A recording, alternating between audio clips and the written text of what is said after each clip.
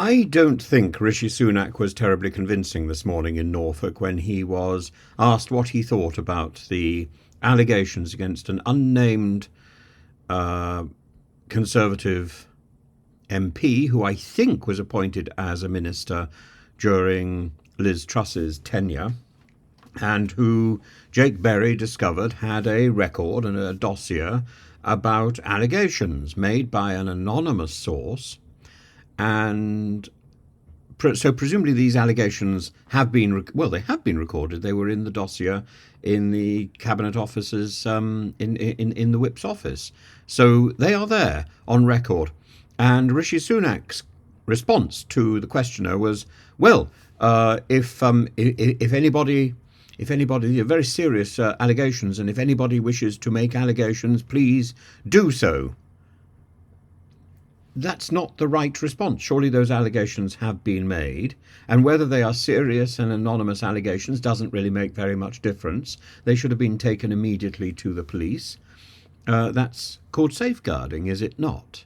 And if somebody sat on them instead, then that's inappropriate behaviour, both by the person who was told this, given this information, and by the party itself, and by the system. The system expects allegations of this nature to be reported immediately to the police, whether anonymous or whether from a named source. And presumably the victims are named, so there should be some details that the police can investigate. And this constant leaking of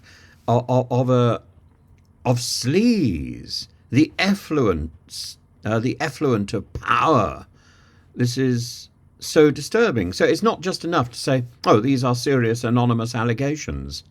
The alliteration in that sentence is inappropriate, whether he's in Norfolk at the Bacton gas terminal or whether he's in Westminster gassing in his own way.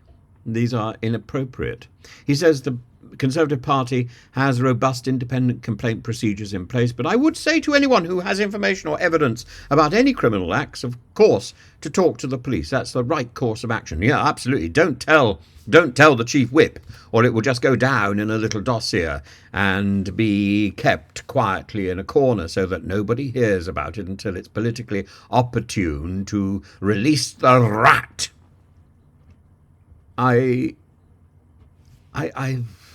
I find it extraordinary that that this should be coming up. Oliver Dowden simply says that he can't comment on a specific case as he didn't know the identity of the unnamed MP. Extraordinary. There's not so many MPs in the Conservative Party, and there's far fewer today than there were last week. And there will be fewer as week by week, that majority is just going to be whittled down by sleaze stories that seem, once you've got this conveyor belt of sleaze, it's like a waterfall, and it just gets heavier and heavier. And I would be really surprised if we don't start to see a regular outing of sleaze stories and a regular expulsion of MPs and former ministers and the detritus of power.